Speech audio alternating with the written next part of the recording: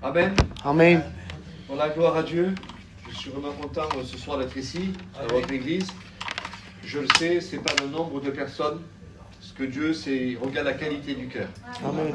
Et je crois de tout mon cœur que si Dieu est capable ce soir de nous parler, ce qu'on a besoin, c'est que Dieu nous parle. Alors je le crois de tout mon cœur que ce soir, il y a un message que Dieu a mis dans mon cœur. Amen. Vous êtes le premier à écouter cette prédication. Gloire à Dieu. C'est la première fois que je vais le prêcher. Amen. Comment Dieu me l'a mis dans mon cœur, j'aurais pu m'alléger, mais c'était fort dans mon cœur. Amen. Alors c'était un petit message que j'avais marqué.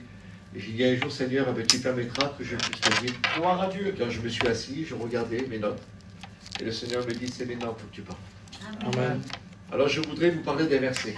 Amen. Vous savez que la parole de Dieu, elle est merveilleuse, elle est celle qui nous éclaire, elle est celle qui nous amène à pouvoir avancer plus loin avec le Seigneur. Elle est celle qui nous fait comprendre surtout comment marcher et comment vivre avec Jésus. Amen. Et je sais une chose, c'est que souvent de fois, on est confondu pour beaucoup de choses sur cette terre. On est beaucoup déçus.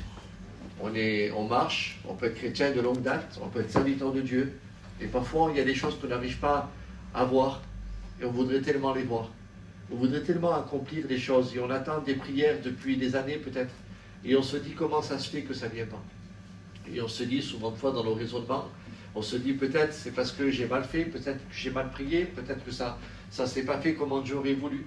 Et il y a tellement parfois des questions sans réponse.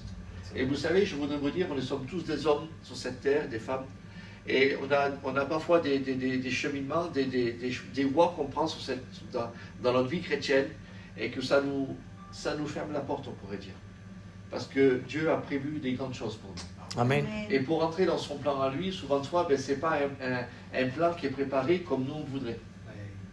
La Bible nous parle que c'est un chemin étroit et resserré. Amen. Et dans ce chemin étroit qui est resserré, je voudrais vous dire, c'est qu'il y a, si on vit dans une vie de légèreté, d'une vie large, comme il a parlé tout à l'heure l'ancien, de ne pas voir aujourd'hui ces méthodes qui sont en train de se passer, c'est une vie large. Et beaucoup de chrétiens aujourd'hui vivent la vie large. Oui. Et quand ils veulent amener aujourd'hui la sainteté dans la vie large, ça ne peut pas marcher. Il faut rester dans le chemin étroit que le Seigneur Amen. nous demande de vivre. Amen. La Bible nous dit que ce ne sera pas ceux qui seront sauvés, qui seront dans le chemin large, qui sera sauvé. Mais ce sera celui qui prendra le petit chemin étroit. Et il parle d'un petit troupeau, Oui. d'un petit nombre. Amen. Ça veut dire, comme il disait l'ancien tout à l'heure, il dit parfois je préfère qu'on ait 10 personnes dans l'église, mais qu'on soit les 10 personnes du petit troupeau pour Amen. être sauvés. Gloire à Dieu. Alors je voudrais vous amener à une réflexion. Amen. Je voudrais vous dire qu'aujourd'hui, tout ce qu'on peut vivre, tout ce qu'on peut prier, ne croyez pas que le Seigneur est en train de prendre nos prières et les met dans un petit sac et quand ça ne va pas, il les met de côté. Non, non, écoutez, c'est le moment de Dieu, c'est le choix de Dieu, on ne pourra pas nous commander le Seigneur comment il voudra faire. Mais je sais une chose, c'est que ce verset que je vais vous lire va vous éclairer pour beaucoup de choses. Il va vous amener à une réflexion. Et ce qu'on veut, nous, aujourd'hui, c'est de grandir spirituellement. Amen. Quand on grandit, quand on reçoit des choses, je ne sais pas pour vous, on grandit de la taille, parfois on grandit par rapport aux pieds, on grandit parce que nos cheveux ont poussé, on grandit parce qu'on a reçu, on grandit aussi dans les choses spirituelles, on grandit parce que le Seigneur nous demande de grandir. Amen. Et la parole de Dieu, elle est celle qui nous demande aujourd'hui de grandir spirituellement. On ne peut pas toujours rester au lait, parce que si on reste toujours au lait, on aura des caries après. Et après, quand il y a des caries, on ne veut pas aller au dentiste, parce qu'on a peur du dentiste pour faire soigner les dents. Je dis ça parce que c'est la vérité. Mais on ne veut pas. Alors on veut cette nourriture. On veut cette nourriture que l'Évangile nous parle. Cette nourriture solide. Cette nourriture qui nous amènera jusqu'au moment où le Seigneur va revenir. Mais il faut, dans cette nourriture-là, comprendre qu'est-ce que Dieu veut faire avec nous. Parce que si on ne le comprend pas, je voudrais vous dire, il y aura des moments où on sera fatigué de venir à la réunion. Il y aura des moments qu'on ne voudra plus prier. Et tout ce qu'on fera, ce sera mécanique. Et tout ce qu'on dira, ce sera par habitude. Écoutez, je le dis de la part de Dieu. Je ne veux pas aujourd'hui que ce que je dis, c'est mécanique. Je ne veux pas aujourd'hui que quand je prie, les choses se font parce que, voilà, je suis obligé de le faire. Mais je serai un homme fatigué. Je serai attristé dans mon ministère. Je ne veux pas. Je sais que Dieu est celui qui m'accompagne dans ce que je dis, dans ce que je fais. Pourquoi? Parce qu'il me l'a promis. Amen.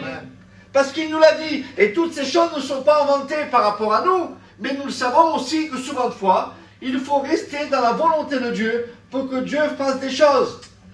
Et je le dis parce que souvent de fois, notre volonté n'est pas toujours la sienne. Amen. Je le redis, notre volonté n'est pas toujours la sienne. Amen. Et c'est pour ça que souvent de fois, on se retrouve Michel, au milieu d'un rond-point, et on se dit, mais comment faire? Parce qu'on voudrait tellement nous prendre ce chemin-là qui amènera dans une facilité et les choses se feraient rapides. Mais le Seigneur a prévu dans ce petit rond-point-là un chemin pour nous. Amen. Et qu'on doit prendre. Même qui va être difficulté, même qui va être dur, mais il va nous dire cette parole, je serai avec vous jusqu'à la fin du monde. Amen. Amen. Je ne sais pas, c'est quelque chose qui doit vous encourager. Amen. Alors est-ce que vous voulez qu'on lise ce verset? Amen. Amen. Alors ce verset-là, il est merveilleux.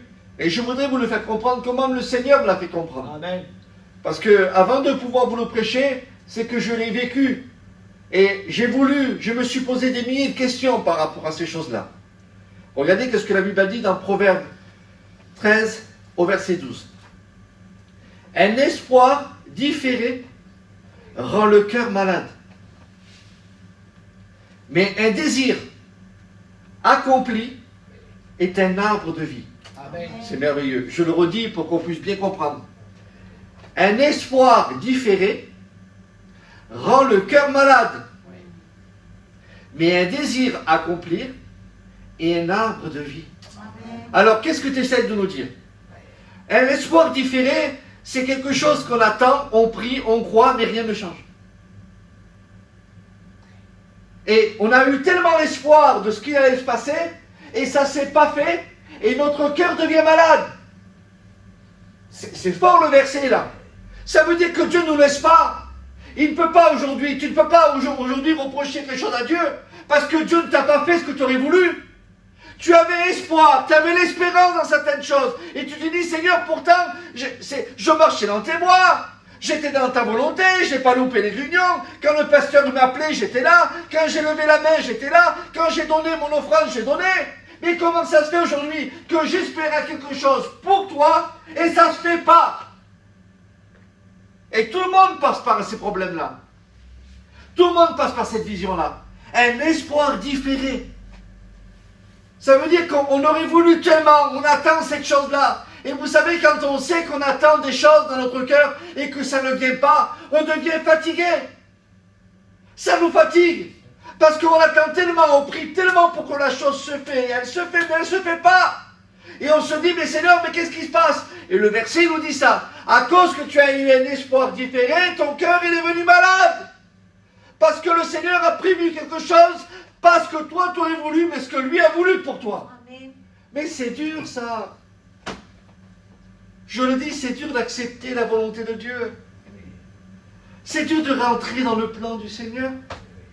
C'est dur de se laisser façonner comme lui il veut. C'est dur. Et ici, écoutez, je le dis de la part du Seigneur, et ici on est tous beaux. Mais quand Dieu nous demande, quand on se met dans notre chambre, dans le secret de la chambre, et que Dieu nous dit, dans le secret, qu'il nous dit, écoute, tu me demandes ces choses-là, je ne peux pas te le faire. Mais pourquoi, Seigneur, tu es capable de tout? Oui, mais écoute, si tu restes comme ça, à t'appuyer sur ton sort, tu vas tellement prier pour ça, que tu vas être malade. Vous savez, quand on a notre cœur malade, quand on ne croit plus à ce que Dieu est capable de faire dans nos prières, nos rêves disparaissent. Nos projets disparaissent. Nos désirs qu'on avait pour lui disparaissent. Parce qu'on se dit, c'est pas possible, Seigneur. Comment? Mais pourquoi? Mais pourquoi? Écoutez, je le dis parce que je ne veux pas aujourd'hui, je voudrais que notre cœur soit guéri. Je le dis ce soir, c'est un message que Dieu a mis dans mon cœur pour vous. Peut-être je ne le reprêcherai plus, mais je le dis, comment Dieu me l'a mis dans mon cœur. C'est qu'aujourd'hui, quand le cœur il est malade, qu'il a attendu à quelque chose, à un espoir qu'il aurait voulu, qui a été différé parce que pour lui c'est comme ça. Peut-être pour toi ça a été comme ça. Et tu t'es borné dans ta tête parce que ça devait se passer comme ça. Gloire à Dieu. Vous avez vu quelqu'un qui est borné et qui se dit non mais c'est comme ça que ça se passe. Dieu va me faire comme ça. Non, non, écoute, si tu restes comme ça, tu vas être malade. Et c'est pour ça qu'aujourd'hui tu ne ressens plus la présence de Dieu. C'est pour ça qu'aujourd'hui il y a plein de choses qui se passent dans ton cœur et que tu n'arrives plus à comprendre. Parce que tu as tellement eu des espoirs dans des choses que Dieu avait encore plus espéré pour toi. Mais heureusement qu'il y a la Bible. Amen. Heureusement qu'il y a la parole de Dieu. Parce que la parole de Dieu, elle est celle qui nous éclaire, elle est celle qui nous amène. Et qu'elle ne nous laisse pas au milieu de paroles, des choses qu'on ne comprendrait pas. Parce que, écoutez, si on vit quelque chose, une vie chrétienne aujourd'hui, et on ne comprend pas, on serait fatigué, moi Antoine, dis-moi la vérité. On serait fatigué, on n'avancerait plus. Et quand le cœur il est fatigué, écoutez, quand le cœur il est fatigué, il y a eu un homme un jour dans la parole de Dieu que, à cause qu'il était fatigué, parce qu'il attendait une promesse, lui. Il attendait une promesse, et cet homme c'était Abraham. Et il attendait la promesse, et il va dire cette parole, mais quand c'est que tu vas me le donner? Quand c'est que tu vas me donner mon fils? Quand c'est que tu me l'as donné? Mais à cause qu'il n'a pas entendu, à cause qu'il a forcé les choses. Et vous savez, je voudrais vous dire ces paroles. Quand on force les choses, attention les dégâts. C'est vrai, Père. Parce que quand on force les choses, ça ne marche plus. C'est plus dans la volonté de Dieu. C'est pour ça qu'il a voulu forcer. Il a voulu forcer cet espoir. Mais cet espoir, il était différé. Et ça lui a coûté. Parce que les choses rapides, ça ne marche pas. Il faut laisser la volonté de Dieu dans notre vie. Et les choses se feront. Amen. Et la Bible nous dit qu'Abraham, il a tellement fait les choses. Et c'est un danger quand on veut forcer les choses. Écoute, je te dis de la part de Dieu. On n'est pas nombreux, mais aujourd'hui, moi, je parle comme si je parlais à ma famille. Amen. Amen. Ne forçons pas les choses, s'il vous plaît. C'est vrai. Laissons faire ce que Dieu veut faire avec nous. Amen. Ne force pas les choses. Tu as peut-être forcé dans certaines choses. Il t'a cru que c'était comme ça. T'as cru que c'était comme ça. Stop. Ça, c'est un cœur fatigué. Il était fatigué. Fatigué d'attendre. Fatigué parce que ça ne venait pas. Fatigué parce que ça ne marchait pas comme ça aurait voulu. Il y a un cœur aussi qui est blessé. Un cœur qui est blessé, eh ben, la Bible nous parle de Joseph. La Bible nous dit que Joseph, eh ben, il a eu le cœur blessé. Parce que lui, il n'a pas compris qu'il a été trahi par ses frères. Il n'a pas compris, lui, que ça lui a causé du tort. Il n'a pas compris qu'il se retrouve dans une prison. Il n'a pas compris qu'il croyait, lui, que la vie qu'il allait prendre, elle n'allait pas avoir des mauvaises directions. Il ne comprenait pas, lui. Comprenez-le. Dieu lui révèle des choses. Son père, il lui donne la plus belle tunique qu'il a. Quand il est là, il reçoit des révélations de Dieu. Tout se passait bien. Dans son petit film, là, dans son petit parcours du départ, tout allait bien, mais il ne croyait pas, lui. Mais son cœur a été blessé. Parce que lui, en ce moment-là, il a été vendu par ses frères. Lui, il s'est retrouvé là, dans une prison. Il a été accusé à tort et à travers. Alors, dites-vous bien que souvent de fois, les chemins qu'on prend, c'est parce que nous, on aurait voulu, mais c'est Dieu qui veut. Amen. Écoute, je ne sais pas qu'est-ce que tu as passé. Je ne sais pas les tribulations que tu vis. Si tu as passé de l'injustice, si tu as passé du tort dans ta famille, écoute, c'est parce que Dieu l'a voulu. Amen. Pardonne-moi de ce que je suis en train de te dire, mais Dieu l'a voulu. Il a voulu te former, il a voulu te faire grandir en toi. Alors ne vois pas aujourd'hui cette vision-là comme si que Dieu n'est pas avec toi. Sois béni. Parce que je le dis de la part de Dieu, que Jésus, que Dieu était avec Joseph. Amen. Il était avec lui, un cœur blessé. Sois béni, Seigneur. Il y a les cœurs aussi qui sont brisés. Je le parle parce que c'est comme Dieu me l'a mis dans mon cœur. Amen. Hein, je voudrais vous parler d'un cœur brisé. Je vous ai parlé d'un cœur fatigué, qu'est-ce qu'il est capable de faire, d'un cœur blessé. Mais là, d'un cœur brisé. Un cœur brisé, j'ai pris l'exemple de Anne. Elle était dans le temple, elle. Et avec le respect que je dois à tout le monde, elle attendait un petit berceau. Elle voulait un petit bébé. Et ça ne se faisait pas. Comment un cœur blessé d'une mère, d'une femme qui veut être maman et qui n'arrive pas à être maman? C'est vrai, Seigneur. Comment on peut être blessé souvent de fois quand on attend des choses et que ça ne vient pas? Et vous savez, je voudrais vous dire que dans son espoir qui était différé, qui était peut-être dans un cœur blessé, elle n'a pas quitté le temple et elle a commencé à demander au Seigneur d'aider dans sa douleur. Amen. Et je crois de tout mon cœur que c'est ça. Il faut qu'il y ait des ânes aujourd'hui dans nos églises. Je le dis, Antoine, il faut qu'il y ait des ânes qui n'arrêtent pas de se lamenter et qui ne cherchent pas de dire, ah ben regarde, tu me l'as fait, je viens plus ici, c'est fini, je te prie plus. Non, non, elle a resté dans la présence de Dieu, elle a resté dans le temple de Dieu et Dieu l'a béni. Amen.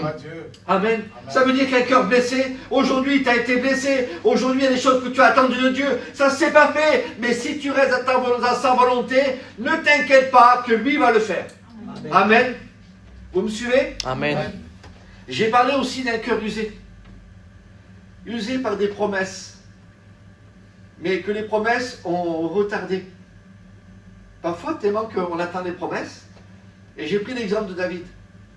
Son cœur a été usé. Il a été usé parce que il est tout jeune, il a 17 ans. Réalisez un petit peu. Il commence à combattre le grand Goliath. Et quand il commence à combattre le grand Goliath, juste avant, il était choisi pour être le roi. Il était caché dans la montagne en train de s'occuper des troupeaux de son père. Et lui, il sait qu'il y a quelque chose en train de se passer qui va être roi d'Israël. Mais il ne savait pas comment ça allait se passer. Et dans le cheminement, il combat Goliath, il gagne le combat. Il rentre dans le royaume de Saül. Quand il rentre dans le royaume de Saül, il ne fallait pas qu'il sache qu'il soit au courant qu'il devait devenir le roi. Mais lui, il savait. Et il devient le musicien de Saül. Ça veut dire que lui, il est rentré en chantant des cantiques, en jouant d'un instrument. Et il est rentré comme ça, David. Malgré qu'il avait gagné le combat avec Goliath, mais il fallait qu'il serve à quelque chose dans le temple. Et il a servi à chanter pour Dieu. Amen. Et quand vous lirez les psaumes, tous les cantiques ont été composés par David. Parce que c'était vraiment lui qui était là dans l'adoration et qui priait le Seigneur. Mais il y a eu un moment que Saül, il était en colère après lui. Il voulait le tuer. Eh bien, il y a eu un moment que son cœur était usé. Parce qu'il attendait et il ne comprenait pas que la promesse est retardée. Écoute, il y a peut-être des choses que tu attends depuis des années. Et ça retarde pour toi. Je le dis aujourd'hui. J'attends pour mon fils. Je pense aussi au fils à Antoine. Ça retarde. Et on se dit, mais Seigneur, mais qu'est-ce qu'il faut que je fasse? Comment ça se fait que ça retarde pour nous? Tu m'as dit ceci, tu m'as prévu ceci, tu m'as donné ceci, tu m'as encouragé par des versets, tu m'as encouragé par des prophéties, tu m'as encouragé dans des prédications. Mais pourquoi ça retarde? Sois béni, Père. Et je crois que Dieu est capable de faire. Amen. Amen. Alors, est-ce que vous voulez voir maintenant un désir accomplir Amen. sur un arbre de vie? Gloire à Dieu. Ça veut dire que c'est autre chose là. C'est une autre facette de la parole. Ça veut dire que là, je vous ai parlé d'un cœur fatigué, qui est capable de faire les choses rapidement. Je vous ai parlé d'un cœur blessé, et qui ne comprend pas pourquoi, qu'est-ce qu'il est en train de vivre.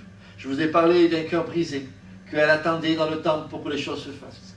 Je vous ai parlé d'un homme que les choses retardaient. Gloire à Dieu. Mais quand l'arbre de vie vient s'installer, Amen. ça veut dire que même si aujourd'hui, l'espoir différé que tu es en train de vivre, et que tu ne comprends pas ce qui est en train de se passer, et que tu te dis pourquoi il y a tellement d'embûches, c'est que derrière ça, il y a une préparation de la bénédiction. Alléluia. Et Dieu prépare quelque chose pour Gloire nous. à Dieu. Amen. Je le dis de la part de Dieu, que Dieu prépare quelque chose pour toi. Amen. Je le dis, pourquoi? Parce que regardez, qu'est-ce que c'est? Qu'est-ce que c'est un désir accompli? Abraham, quand il a compris que le désir doit passer par la foi, eh ben, il a pu être impatient à produire des erreurs. Il a fait attention. Parce que je voudrais vous dire cette parole. Quand on a un espoir différé, on commettra toujours les erreurs. Et quand on ne veut plus produire les erreurs qu'on a fait au passé, alors à ce moment-là, il y a une foi qui est en train de s'installer et on devient patient dans ce que Dieu nous demande d'attendre. Amen. Je le crois de tout mon cœur que ce que Dieu nous demande aujourd'hui, c'est que si tu attends certaines choses, attends-là. Gloire à Dieu. Attends-là. Parce que la Bible nous dit qu'à ce moment-là, quand il a compris que Ismaël n'était pas celui que Dieu avait choisi, c'était Isaac. Hein? Mais derrière tout ça, c'est parce que ça a été poussé comme ça. Une erreur produite. Voilà, une erreur produite par sa rapidité, parce qu'il n'a pas voulu attendre. Mais quand la promesse est venue, il est né le désir. Et quand il est le désir, alors ça devient l'arbre de vie. Amen. Ça veut dire, je crois de tout mon cœur, qu'il y a un Isaac qu'il faut qu'il naisse en toi. Gloire à Dieu. Il faut qu'il y ait un petit Isaac qui naisse. Parce que ce n'était pas Ismaël qu'il fallait qu'il naisse. Il fallait que ce soit Isaac. Ismaël, c'était l'espoir différé. Celui qu'il ne fallait pas qu'il naisse au moment voulu. L'espoir que tu as attendu. Mais à ce moment-là, quand il a compris, eh bien, Abraham, il est venu Isaac. Et Isaac devient le désir qui devait accomplir Israël. Gloire à Dieu. Amen. Et je crois de tout mon cœur aujourd'hui qu'il y a un petit Isaac qui va naître. Amen. Amen. Alléluia. Il y a un petit Isaac qui va prendre la place. Gloire Il y a à un Amen. petit Isaac qui va courir de partout. Il y a un petit Isaac qui vont le voir, que les gens vont se glorifier. Pourquoi? L'Isaac, c'est la bénédiction. Amen. Amen. Amen. Gloire à Dieu. Joseph, le désir de briser avant d'être élevé, ah ben, il a fallu qu'il soit brisé pour être élevé. Et c'est ça. Parce que je vous dis quelque chose. Si on n'est pas brisé, Dieu ne nous élèvera pas. Il faut qu'on soit brisé. C'est malheureux de dire ça. Tu as passé par des combats, tu as passé par des difficultés. Ah ben, amen. Pourquoi? Parce que c'est ton brisement qui t'élèvera. Amen. À cause que tu as été brisé, à cause que tu as passé par des situations, tu dis, mais c'est pas possible. Mais moi, je ne viens plus dans cette église. Moi, je ne viens pas écouter l'évangile s'il faut que je sois brisé. Mais écoute, à cause qu'il a été brisé, il a été élevé. Il devient gouverneur. Réalisez un petit peu. Il se retrouve en prison. Il devient un gouverneur. Il devient, ce qu'il est en train de dire, il sauve des nations. Et ses rêves s'accomplissent. Ça veut dire, à cause qu'il devient dans le désir accompli de Dieu, il a compris le brisement, j'accepte le brisement, et j'ai compris que si j'accepte le brisement, tu as prévu quelque chose pour moi. Je ne serai plus dans un espoir différé que je croyais qu'il n'allait rien se passer. J'ai compris que dans mon brisement, tu me mettras et tu m'élèveras. Je serai le gouverneur en Égypte. Mais ça ne dit rien. Gouverneur en Égypte. Il était celui aussi qui sauvait les nations. Joseph, tu as fait tout ça, oui, à cause d'un brisement. Ça te dit rien aujourd'hui, si tu es brisé, tu peux sauver les autres. Amen. Je ne sais pas. Je ne sais pas pour vous, mais ça touche mon cœur. Alors son désir devient un arbre de vie pour les autres. Ça te dit rien, ça veut dire que lui, il ne s'est plus concentré sur lui, mais il s'est concentré sur les autres. Et quand on est brisé à l'intérieur de notre vie, on ne pense plus à nous, on pense aux autres. Amen. Écoutez, nous voulons tous rentrer dans le tabernacle. Le sacrificateur, quand il rentrait pas seulement pour sa famille, il rentrait pour tout le peuple. Vous savez qu'est-ce que c'est quelqu'un qui est désintéressé? Un désintéressé, c'est celui qui intercède. C'est la même parole. Ça veut dire qu'il faut que je sois désintéressé du monde pour intercéder pour mes frères et mes sœurs. Ça veut dire que je ne m'intéresse plus à moi, je m'intéresse aux autres. Ah ben, je voudrais vous dire que Joseph, il était un intercesseur. Amen. Il était celui qui était désintéressé par rapport à sa vie. Mais il faut être brisé pour être désintéressé. Amen. Amen. Amen. Anne, le désir qui devient une prière. Parce qu'elle voulait tellement. Et la prière, elle s'exauce. Elle fait un vœu à Dieu. Samuel naît. Samuel, il devient le prophète. Un prophète est donné en Israël. Il devient celui que le peuple a. Il n'y a pas eu un plus grand prophète que Samuel. Je le dis de la part de Dieu. Il n'y a pas eu un plus grand prophète à travers ce que Samuel. Mais pourquoi? Mais parce qu'elle ne s'est pas réfugiée que dans ses larmes. Elle s'est réfugiée dans ses larmes, mais ses larmes, elle les a données à Dieu. Et à cause que ces larmes ont été prises dans les mains du Seigneur, alors Dieu a exaucé. Elle a fait de lui un prophète. Ça veut dire que dans l'attente d'un bébé, elle n'avait pas pu le grandir. Je ne sais pas, on attend un petit bébé. Mais elle a fait cette promesse. Je te le donne. Il a grandi dans le temple. Et tous les années, elle préparait des petits habits pour lui. Tous les années. Elle montait au temple, elle prenait un petit habit, elle le faisait pour son petit, pour que lui, il soit habillé. Et elle ne pouvait pas profiter de son petit. Mais réalisez un petit peu.